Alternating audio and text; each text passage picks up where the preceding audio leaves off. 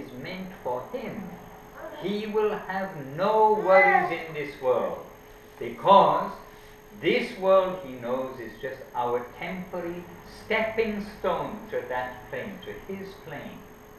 И Кришна вот в этой шлоке, в этом стихе Бхагавад-гите говорит Арджуне, что тот, кто осознал мою природу, природу моей обители, тот больше не обеспокоен течением дел в этом мире, потому что понимает, что этот мир это всего лишь временное явление. And savadaman prityaja mamikam sharanam vraja aham tvam savakavevyo mokshayishyami masuchaha.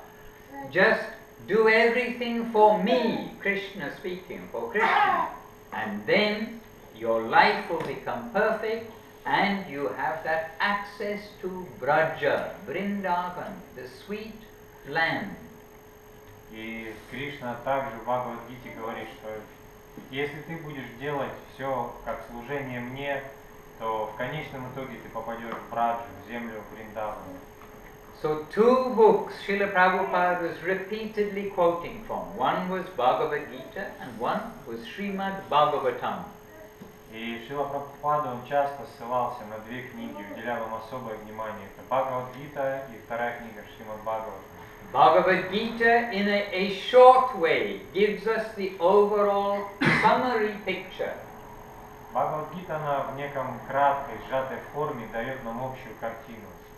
And Srimad Bhagavatam is considerably bigger, but giving us an expanded understanding and more description of the gradation of this world and the gradation of the spiritual plane, the land of Vaikuntha going to Vrindavan, Braja. А Шримад Бхагаватам, она более обширное произведение, и там более детально описывается градация этого материального мира, также уровни духовного бытия и особое положение Вриндавана. And